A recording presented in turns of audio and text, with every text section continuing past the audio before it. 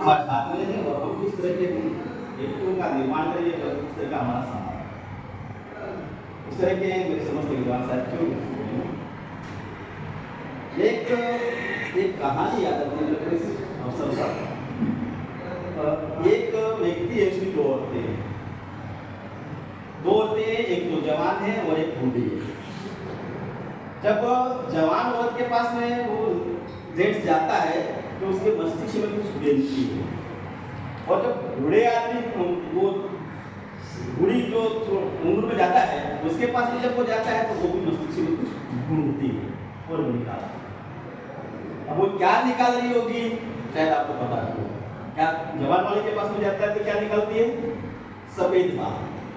वो सफेद बाल निकाल के जवान वाले के पास में हो जाता है, तो बूढ़े वाले के पास में जाता है तो क्या निकालती है?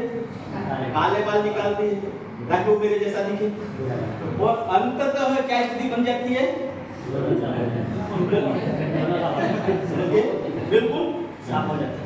आज मैं सोच रहा हूँ, मैं अपना मंथन करता हूँ शिक्षा पद्धति के बारे में, शिक्षा नीति के बारे में। आज की शिक्षा नीति बहुत सारी पुरानी शिक्षा नीति अपनाते हैं, बहुत सारी नई शिक्षा नीति अपनाते हैं, और इस वजह से आज ये हम देख रहे हैं कि 8वीं पास होने के बाद भी बच्चे को किताब पढ़ते हैं, 5वीं पास होने के बाद में भी बच्चे को किताब पढ़ते हैं। ये कटु सत्य है। और जैसे कि लोग जी कह रहे थे अभी मैंने भी मतलब इतने समय तक रहा हूँ तो मम्मी के बच्चे तो प्रवेश लेने आते हैं तो बहुत सारे बच्चों को हिंदी पढ़ना नहीं आती है, 10% पहाड़ नहीं। कसूर किसका है? हम बच्चों का मूल्यांकन करते हैं, हमने हमारा मूल्यांकन नहीं किया। हमने हमारा मूल्यांकन किया?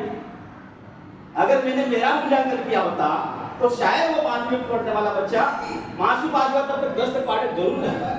5 साल तक मैंने उस बच्चे के साथ में कौन सा न्याय किया? मैंने नहीं किया। क्या भगवान मेरे को माफ करेगा? हमारे पास कौन से बच्चे आ रहे हैं? हमारे पास में वही बच्चे आ रहे हैं गरीब, और हम कहते हैं गरीबों की सेवा करना। दान पुण्य से हम सेवा नहीं करते, विद्या दान देकर क्या बहुत बड़ी सेवा करते, और उसके लिए रास्ता हमें ढूंढना पड़ेगा। यार बच्चा बिल्कुल कमजोर है, उसकी माता पिता वो समझ नहीं है कि बच्चों को किस तरह के टैकल करे और किस तरह से पढ़ाए। एक लुहार होता है, लुहार के पास में सिर पे एक चांदी का टुकड़ा दे दिया जाता है, सोने का टुकड़ा दे दिया जाता है, वो अपने दिमाग से अपनी बुद्धि से किस तरह एक अच्छा से गहना बनाता कि नहीं बनाता।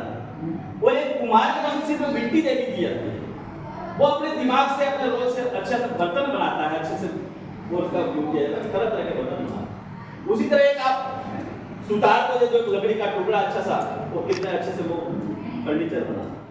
क्या हमने वो बुद्धि नहीं है? हमारे पास में एक वही मिट्टी के बच्चे आ रहे हैं, उन बच्चों को अच्छा विद्वान बनाना है।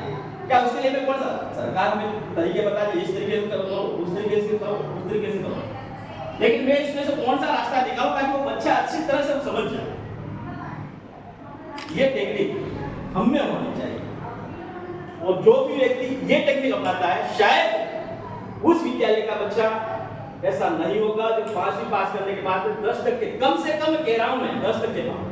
और आप सारे साथी गवर्नमेंट विद्यालय में पढ़े हैं, और आपको भी मैं जहाँ तक आपका मैं ये सकता हूँ, आप जब 5वीं पास पढ़े निकले तब तक आपको 15 से 20 तक पढ़े आते होंगे, नो डाउट, है ना? तो आज क्यों ऐसा हो रहा है? आज कोई भी बच्चा मेरे यहाँ क्या 70% 80% जब प्रवेश होता है 12वीं में साइंस लेने के लिए आते हैं, किसी का 70% 80% 90%, मैं पूछता हूँ कितना पहाड़े 10% पहाड़े परसेंटेज बढ़ रहा है। अब उसका दोषी कौन है?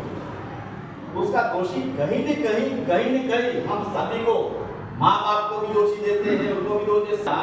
मैं प्राइमरी में 11 साल बाद मैंने नौकरी करी प्राइमरी, लेकिन मेरे पास में 5वीं पास करने वाला सिंगल टीचर में जाऊँ, अभी सारे ऑफलाइन काम ऑनलाइन काम भी सारे ऑनलाइन काम सिंगल टीचर की रहा हूँ, लेकिन मेरा 5वीं का बच्चा 25 तक के पहाड़े नहीं जाता, ऐसा एक भी बच्चा नहीं।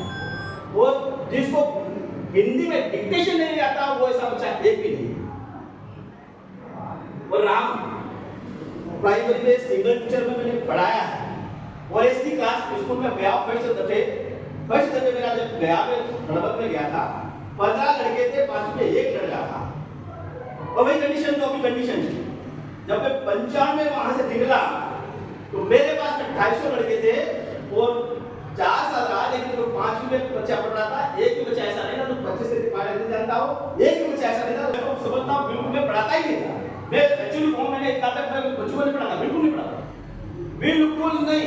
मैं मतलब यहाँ से जाता हड़बड़ तो शनिवार को तो मैं 11 बजे निकल जाता था और सोमवार को मैं पहुंचता था 2 बजे। और ये कंडीशन मेरी यहाँ भी स्वयं का मैं बाउंडेड नहीं था, लेकिन मेरे बच्चे एक एजीपी अहवाल अपना देख करके आ गए, अपने को अपना काम करना बस। तो यहाँ पे मैं जब आया 18 में आया तो यहाँ मतलब कोई बच्चे पढ़ने वाले थे ही नहीं। पढ़ने वाले बच्चे तो थे लेकिन वो पढ़ते यहाँ पढ़ाई होती नहीं थी, यहाँ पे इतनी पढ़ाई थी और 7 बच्चे बाहर जा रहे थे। और आज कंडीशन मेरे पास में अभी 2 साल से मेरे साथी ये हमने सिस्टम बना दिया कि 70 से कम वाले को साइड से नहीं देनी, 60 से कम वाले को एजी नहीं देनी, है। फिर भी हमारे पास में प्रवेश के लिए सारे जनरल के हो कर्मचारी के बच्चे सारे बच्चे। तो हमने एक चैलेंज लिया, नहीं हमको अगर छोड़ करके बच्चा हमारे पास से बच्चा वो निकल में जाता है,